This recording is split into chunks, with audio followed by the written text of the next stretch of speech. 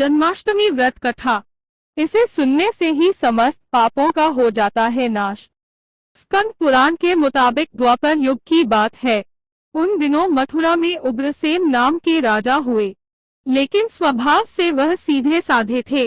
यही वजह थी कि उनके पुत्र कंस ने ही उनका राज्य हड़प लिया और स्वयं मथुरा का राजा बन बैठा।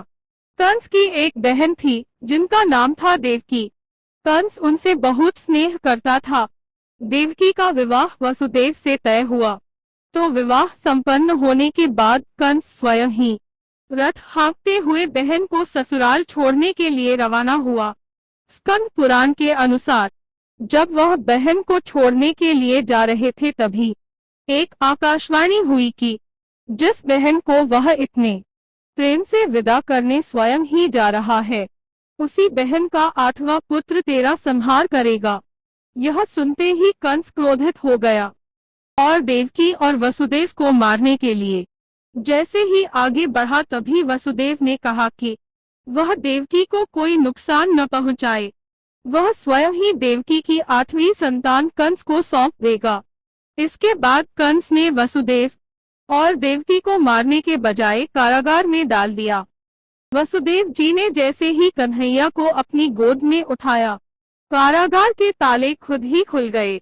पहरेदार अपने आप ही नींद के आगोश में आ गए। फिर वसुदेव जी कन्हैया को टोकरी में रखकर वृंदावन की ओर चले। कहते हैं कि उस समय यमुना जी पूरे उफान पर थी।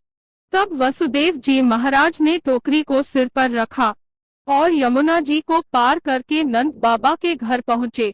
वहां कन्हैया को यशोदा जी के साथ पास रखकर कन्या को लेकर मथुरा वापस लौट आए। कंस को सौंपी मायारूपी कन्या। स्कंद पुराण के मुताबिक जब कंस को देवकी की 8वीं संतान के बारे में पता चला तो वह कारागार पहुंचा। वहां उसने देखा कि 8वीं संतान तो कन्या है, फिर भी वह उसे जमीन पर पटकने ही लगा कि वह मायारूपी कन्या आसमान में पहुंचकर बोली कि रे मूर्ख, मुझे मारने से कुछ नहीं होगा। तेरा काल तो पहले से ही वृंदावन पहुंच चुका है और वह जल्दी ही तेरा अंत करेगा। इसके बाद कंस ने वृंदावन में जन्मे नवजातों का पता लगाया।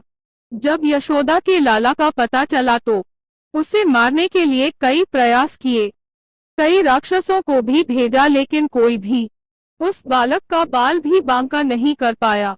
तो कंस को यह एहसास हो गया कि नंदबाबा का बालक ही वसुदेव देवकी की 8वीं संतान है। कृष्ण ने युवावस्था में कंस का अंत किया। इस तरह जो भी यह कथा पढ़ता या सुनता है, उसके समस्त पापों का नाश होता है।